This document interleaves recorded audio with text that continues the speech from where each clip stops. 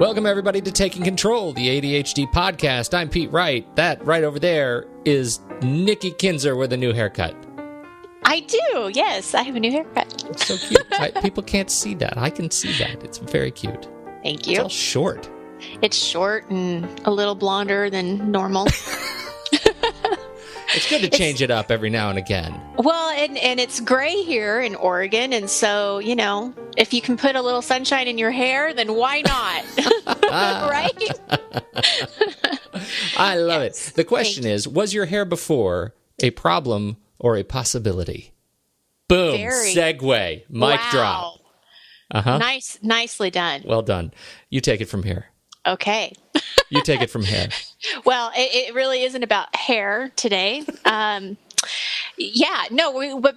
great segue. We're going to be talking about problems versus possibilities. And this is sort of, where did I get this? This is something that we talked about in one of my coaching classes. In the last year, I've been taking this advanced program, and we have these words that we dissect, that we kind of we look at the distinctions between the words.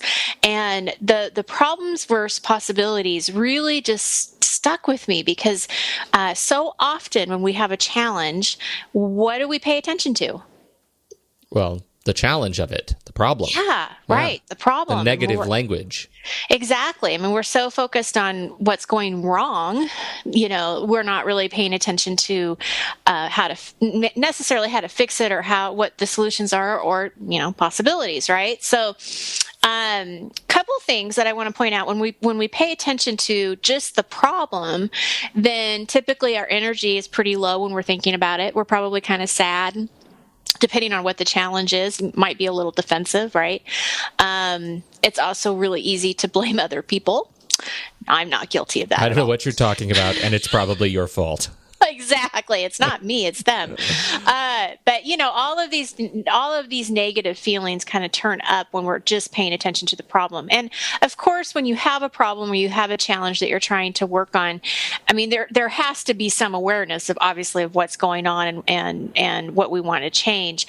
But what I want to point out is when we start looking at it in a different way and we shift from just problem solving mode to actually focusing on the possibilities, there's a lot of things that can happen, and that negative energy turns into positive energy, and all of a sudden, you know, the doors start opening and all these possibilities and opportunities open, which, you know, for the most part gets people really inspired and excited, right? I mean, that as soon as you talk about, well, okay, this is the issue, but here is a possible solution. It's like, oh yeah, that makes sense. You know, I want to try that.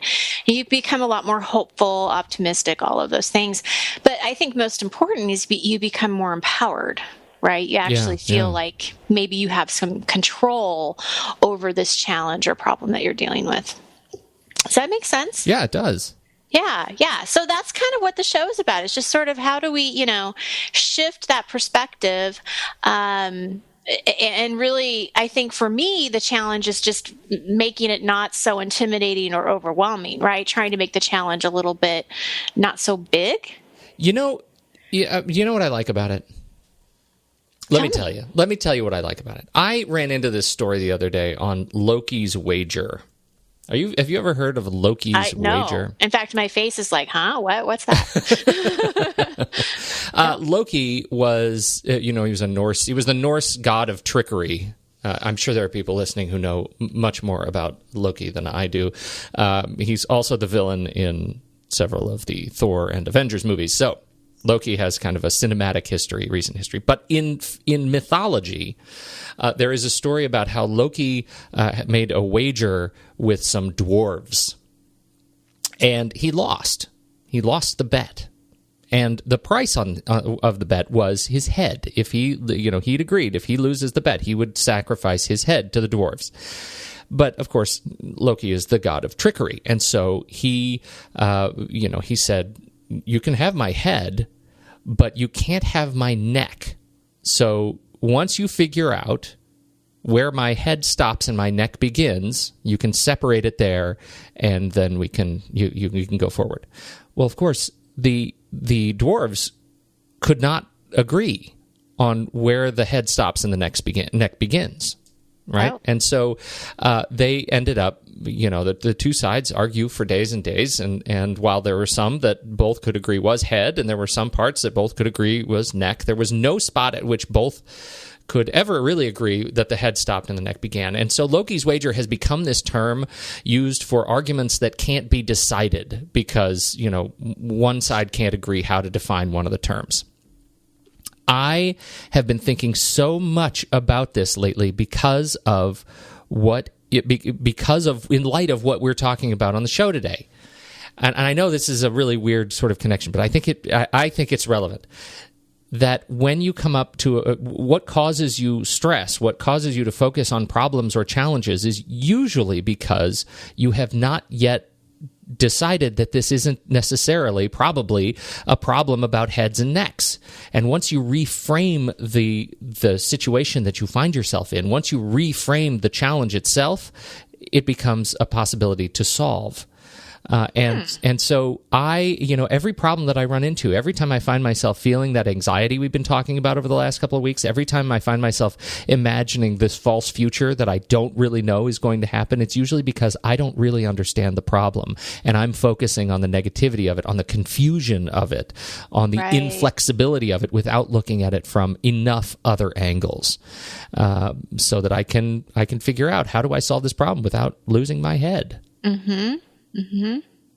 Well, it exactly ties into what we're talking about. And really what I wanted to how I was going to take this kind of a step further was, instead of focusing on the problem or how to fix the problem necessarily, what if we challenged ourselves to look at what's going on and try, go back into our past and look at when things went right around that challenge? Mm-hmm. Because oftentimes we forget that we probably have had some success in these areas, but we forget those successes. And so we just dwell on the times that we feel like we failed or that we didn't do right, Right. And so that would be, my example that I have is just, I have a lot of people that come to me with time management issues, that they really feel like they are always running late in the morning or they can't get anywhere on time. And instead of focusing so much on every time you were late and beating yourself up over all of that, all of the consequences that have come from that, let's really take a step back and look at, when were you on time? When did it work? And what was in place to make that happen? And start going from that angle and that perspective of, when you did do right, and figure out how can we transfer that to your current situation. And a lot of times people don't even look at it that way. Like it never even occurred to them. And sometimes it's even hard to think about when they did it right. Mm-hmm. And so, that was sort of the point here too, is looking at that. Because how often do you run into people that have such a horrible short-term memory for positive events? Oh, of course. I mean, it happens all the time. Mm-hmm. It happens all the time. And that's really a lot of what the, strength-based coaching is about. It's also that positive psychology angle too, is looking at, what you're doing right. What are your strengths? What are you good at? And then how do we transfer that into these things that you may be challenged with? But it really changes the perspective. And then it opens up a whole new conversation around these possibilities, versus just about the problem. And then I think that sometimes people forget that we have a choice when it comes to how we perceive things. We've talked about failure before and how is it really failure or is it a learning experience? If you think that you always have failed and that's the negativity part that you put on it, then that's what you're going to carry with you into the future. But if you look at it as just a learning experience and wow, this is what I learned from it and this is what I'm going to do different, I mean, it completely puts a different perspective and a very positive one, in my opinion, a happier one and a more mindful one, to tie in from what we talked about last week. But to remember that we have that choice too. So, yeah, there's a funny piece to that, which is this idea of, when you feel like things are a failure. And I think this is one of those traits of people who have really adopted a more Zen, and I mean practical Zen approach to events, which is, bad things don't happen. Things happen. They're only bad based on our reaction to them. Mm-hmm. Right. Mm-hmm. And so that's what makes it, challenging. Once you kind of move past that and realize that, I'm late to this meeting and somebody's going to be mad, but that's their anger, not mine. Right. I'm not going to adopt their stress and let that define who I am because of events that may have been out of my control. Right. And so I'm going to make this choice to just make this an event, not a bad event, not a hurtful event, but just an event. Mm-hmm. And I'm going to move through it and experience what I'm experiencing right now today. And that's still sticking with me from our conversation about 10% happier last week, that this idea of time, man, that has made a big impact on my week. Of living for right this second and not worrying about the future I don't know is going to occur or the past that I'll never get again. Oh, it's fantastic. It is. It's a very kind of illuminating way to look at my days. And I've been, Absolutely. I think, more productive as a result. Yes, yeah. I think for me it's definitely being more productive and then just really appreciating things more, Yeah. And taking that moment to actually just even to myself, saying to I really appreciate this moment, or I appreciate what was just said, or just being able to ponder it for a moment longer than what you would have. It just makes life a little bit more grateful. Yeah, I don't know. Yeah. That's great. Well, I'm glad. Yeah. I was taking a picture with ScanBot, the scanning tool that I love so much. I'm sure we've talked about this on the show. And I stopped yesterday. I was taking a scan of a document, and I stopped and I put my phone down and I thought to myself, this is magical.